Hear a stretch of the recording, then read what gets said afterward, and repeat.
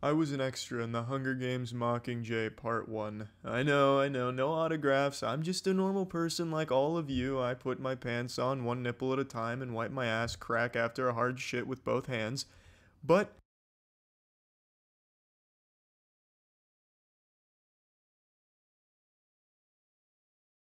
I put some lights in these shelves over here and they look pretty bright on camera. It looks like a flashbang went off behind me. That's what I imagine it looks like when an angel comes down from heaven. It's like a sterilization chamber in a laboratory. My god. But anyway, today I wanted to do a little check-in on our good friend, the Russian Popeye, aka Bazooka Arms, aka the Saint of Synthol, or, as I like to call him, the Petroleum Jelly Juggernaut. I'm talking about Kirill. Kirill is a man who's been in the public eye for about 2-3 years now because he injects petroleum jelly into his biceps and he gave himself these SpongeBob anchor arm looking things. And he's not the only one in the world to do this. It's called synthol, and what they do is they inject it into whatever muscles they want to bubble up and look like a badly drawn anime character. If you're standing up, you're going to want to take a seat because I've got a doozy for you today. Have you ever thought to yourself, man, it'd be great if anime was real. Our world is so boring. And I can even sympathize with that a bit. I think it'd be great to like scream really loud and get huge muscles and grow taller. But then you need to take a step back and read a headline like this and realize that we're already living in an anime. And it's a goddamn shonen shithole. There's a Destiny YouTuber who's currently being sued by Bungie for $7.6 million. And just like the Celtics in the NBA Finals, he will absolutely lose. He doesn't stand a chance. He'd have better luck finding $7.6 million in the gutter than winning this lawsuit against Bungie. This guy took the plot of Death Note and applied it to YouTube. He basically became a Diet Kira, and as a result, it cost him his entire life here with this lawsuit. But I'm getting ahead of myself. I've loosely followed this story since it broke a couple months ago, and my god, there's so many twists and turns in here, it makes Game of Thrones look tame. It is so unbelievably goofy. And you all know how much I love like the goofy and the wacky, and my god, I'm ashamed to say it, but even the silly too. And this story is absolutely among the cream of the crop in that ballpark. So, let me break all of it down for you. A couple months ago, Destiny content creators had their judgment day. Rapture had occurred. In total, 96 videos just vanished from a multitude of Destiny content creators seemingly out of nowhere and for no reason. The videos were totally innocent, there was nothing wrong with them, but they had all been struck down by a company called CSC, which is a legitimate copyright management firm that represents Bungie. So, content creators rightfully were very upset with Bungie, thinking that they'd betrayed the community. Bungie had decided to go to war against the creators, and it was this big bloodbath online for a while of people hating Bungie for what they did. But it turns out Bungie was also a victim. Their own videos got copyright struck and taken down by the same CSC agency. So what went wrong? Did an employee go rogue? Just have a Winter Soldier moment and just go full nuclear and take all Destiny content down as they saw fit? Well, as it turns out, there was a bad actor impersonating CSC Global. And they were the puppet master behind the scenes taking down all of these videos. So it naturally became the question of who is doing it and why, because Bungie also put out a statement saying they're affected and they're investigating because this is not okay. Bungie wouldn't do this, it's not them. They were as confused as the rest of the community. But they weren't just confused, they were furious. They went fucking berserk. They weren't just mad at this douchebag that was copyright striking everyone with these fraudulent takedown requests. They were mad at YouTube. They took YouTube to court in order to get Google to finally revealed the identity of the person behind this because YouTube was putting up a big stink about it. They even had the same problems as normal YouTubers, saying Bungie went through customer service and didn't get the issue solved for days. They even said that YouTube support didn't even respond to them in a timely fashion, if at all. Reading this when it was happening was shocking because even a billion-dollar company like Bungie has to go through the same channels as the fucking goobers like me and all other YouTubers do. And it sucks. It's trash.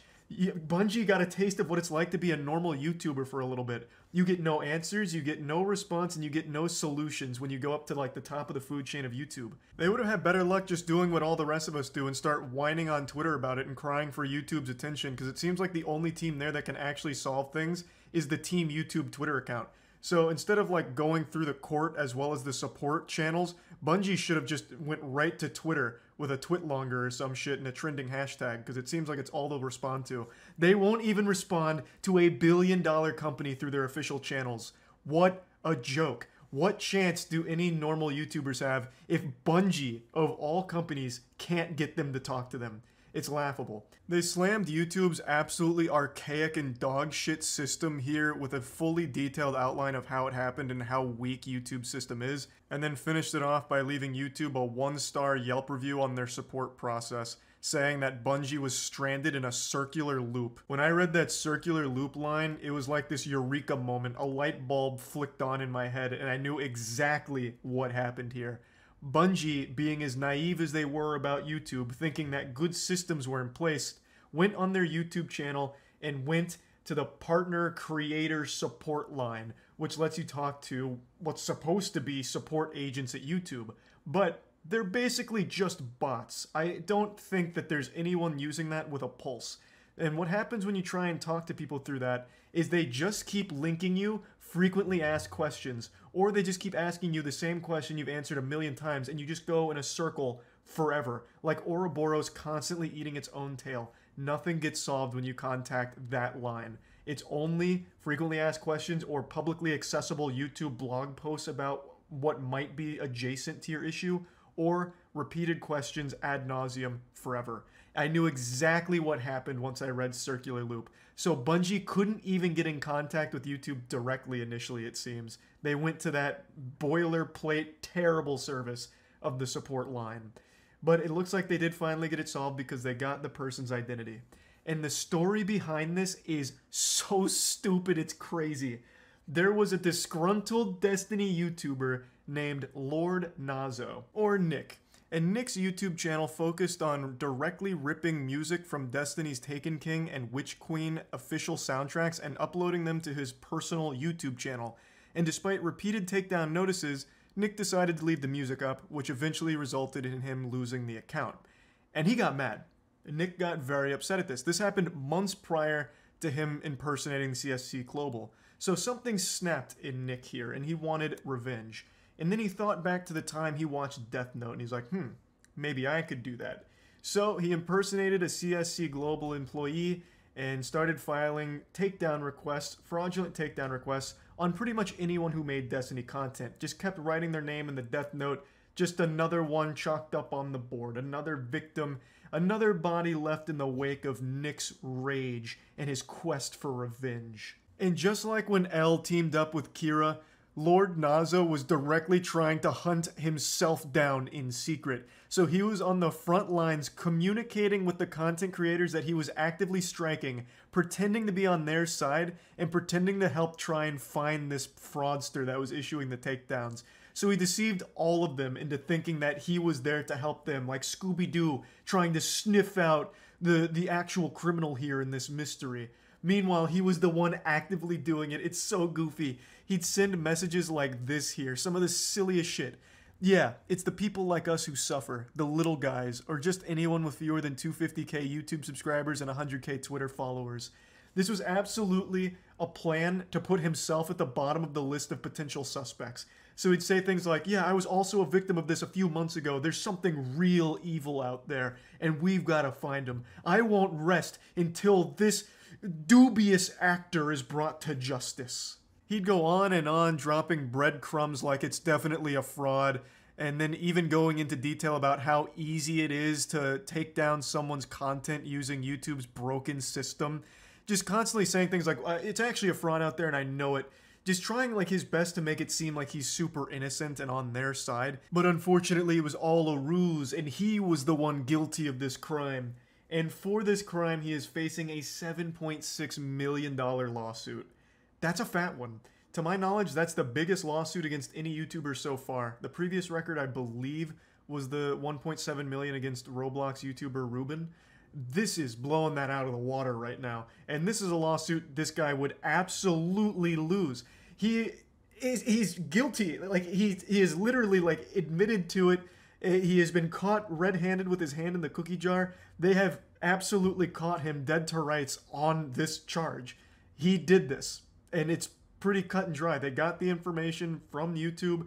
They even have these Discord screenshots where he like subtly... Who the fuck is Lil Xan? Sunny V2 makes these really great videos on a bunch of different topics that I always find interesting. Lil Xan was a rapper, I guess. I don't know if he does it anymore, but Lil Xan's biggest claim to fame was he was a guy who almost died from overdosing on Flaming Hot Cheetos. I remember he got sent to the emergency room because of eating too many Flaming Hot Cheetos, and that changed the way I approach snacks forever. So we have quite a few here that I've stocked. Yesterday, we were blessed with a moment gamers will never forget. A day that will stand the test of time and will always look back on as a special holiday, similar to Easter, but without the bunny. When one man dared to dream big, we learned an important lesson on what happens when the dream is bigger than the flesh can handle. Approximately 24 hours ago, in a Super Smash Bros. Melee tournament, emotions were high, tears were shed, pants shat, but most importantly, history was made. But not in the video game itself. The stakes couldn't have been higher. Two titans collided. These two kaiju duked it out in a Thunderdome of unrivaled testosterone and violence. It was like Godzilla vs. King Kong. It was Game 5, final stock. The next death would seal it. It's a competition, which means there's one winner and one loser. And just like virginity, no one wants to lose it. But, unfortunately, someone was going to have to. The crowd was on the edge of their seat, but the spectators couldn't have known they were about to bear witness to an event that would transcend space and time and be talked about for eons to come. After a winner was decided in the match, no one could have expected what happened next. If he gets hit by a backer, he will be knocked off stage like what we just saw. Opportunity for HBox, he calls it out, and that's gonna be it!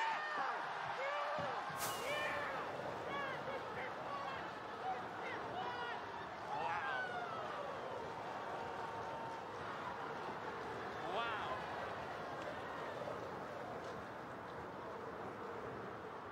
But he's stealing his moment there, Walt.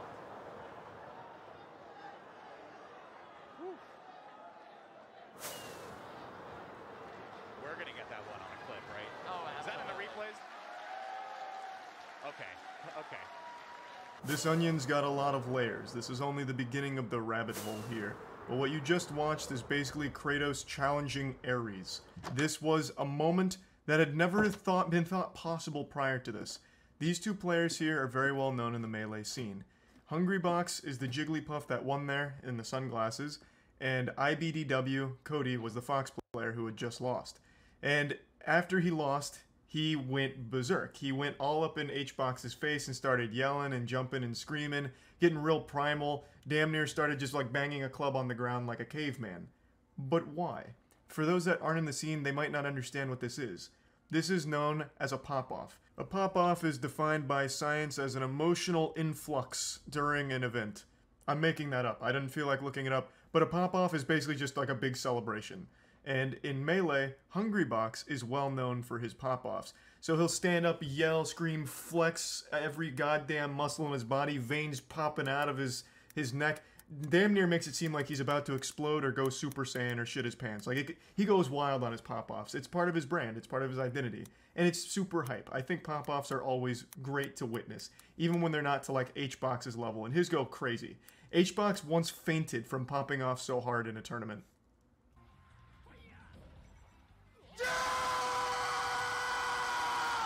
Oh no.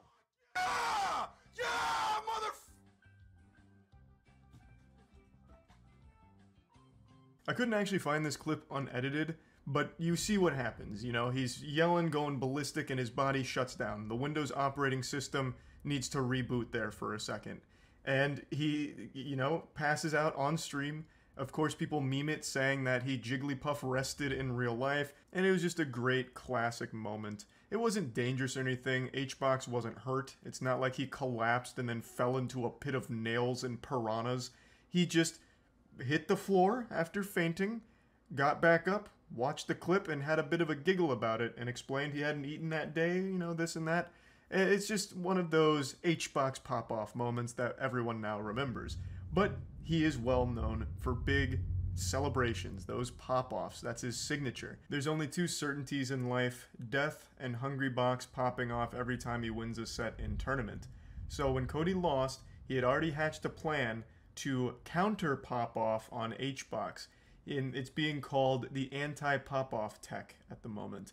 His plan was simple. He knew the H-Box celebration was coming because he just lost and everyone knows it's coming. So he went ahead of it and put the kibosh on it. He imitated an H-Box pop-off at him in order to stop him from having a legitimate, genuine H-Box pop-off. It was quite the fucking galaxy brain scheme, honestly. It was like that bird in the animal kingdom that has like a dance battle with each other when they're in a fight. So they start like mirroring each other's moves at each other until one of them gives up.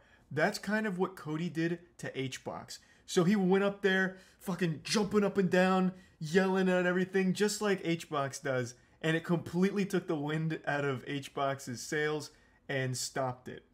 But at what cost? I'll set aside the physical repercussions of imitating a pop-off like this because Cody actually did have a health thing flare up from doing that pop-off, but I'm going to save that for a moment. Let's talk about the response to it. A lot of people have called it cringe, and since it's the internet, being cringe is the ultimate sin, an unforgivable crime. A lot of people are calling it embarrassing because he took it too far or thought that he was extremely mad about it, poor sportsmanship, shit like that. And I'll let you know where I stand on it. I think it's fucking great. I love those big emotional moments in sports, esports, all that. To see players getting hype and excited or getting really upset when they lose, why is that bad? I love that shit. Yeah, of course there's a level of cringe to it, but god damn it, that's what makes it so fucking fun to get invested in. This was the perfect blend of cringe, but all in on it. To go hog wild and let it all hang loose. Risk it all for an idea. An idea to counter pop-off. You see, this wasn't some spur-of-the-moment emotional outburst decision. It wasn't impulsive.